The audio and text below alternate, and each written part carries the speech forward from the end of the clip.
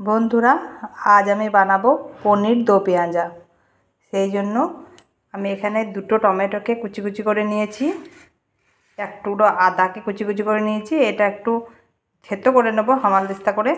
রসুন একটা নিয়েছি, আর এখানে নিয়েছি 4টে পেঁয়াজ কুচি কুচি করে, দুটো কাঁচা লঙ্কা। আর এখানে 4টা পেঁয়াজকে আমি ছাড়িয়ে ঠিক এরকম করে নিয়েছি। আমি একটা পাত্রের মধ্যে পনিরগুলোকে সব নিয়ে নিয়েছি। এই পনিরে আমি এবার হলুদ, লঙ্কা গুঁড়ো, নুন আর একটু দই মেশাবো, আর একটু কেশরি মেথি পাতা মেশাবো। আমি পনিরের মধ্যে দিয়ে দিলাম লঙ্কা গুঁড়ি, ধনিয়া পাউডার, হলুদ গুঁড়ো আর সামান্য একটু দই। এটা দিয়ে আমি পনিরটাকে মাখাবো, ভালো করে মাখিয়ে নেব। আমার পনিরটা ম্যাগনেট করতে দেওয়া হয়ে গেছে। কেটে রাখা পেঁয়াজগুলোকে, খোসা ছাড়ানো পেঁয়াজগুলোকে আমি একটু হালকা করে নেড়ে তুলে রেখে দেবো। হালকা করে একটু নেড়ে নিচ্ছি। এই দেখুন, আমার হালকা করে একটু তেলের ওপর নাড়া হয়ে গেছে। এবার আমি এগুলোকে তুলে নেব।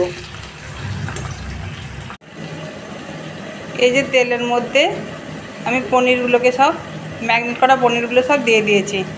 একটু নেড়ে চেড়ে তুলে নেব, বেশিক্ষণ ভাজবো না, একটু নেড়ে চেড়ে তুলে নেব। পনিরগুলো আমি ভেজে তুলে নিয়েছি হালকা করে একটু। এদিকে তেলে আমি দিয়েছি এলাচ, লবঙ্গ, দারচিনি, একটু জিরে দিলাম, তেজপাতাটা ফেলে দিলাম। এবার কুচি করে রাখা পেঁয়াজগুলো দিচ্ছি।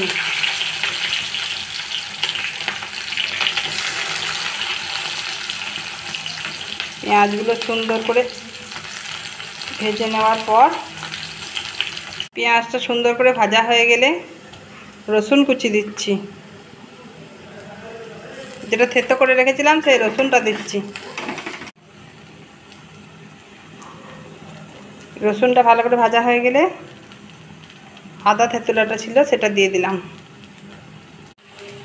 পেঁয়াজ কুচি, আদা, রসুন কুচি, আদা কুচি সব ভালো করে ভাজা হয়ে গেলে টমেটো কুচিগুলো দিয়ে দিচ্ছি তেলের ওপর।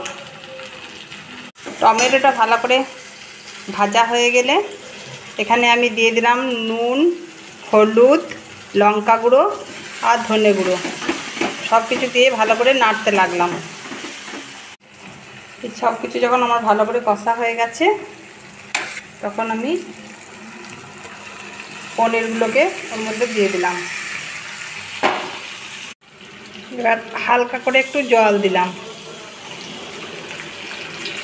এবার হালকা করে ভেজে রাখা পেঁয়াজগুলোকে দিয়ে দিলাম। এই যে আমার পনির দো পেঁয়াজা রেডি। একটা কাঁচা লঙ্কাকে কেটে উপর থেকে দিয়ে দিলাম।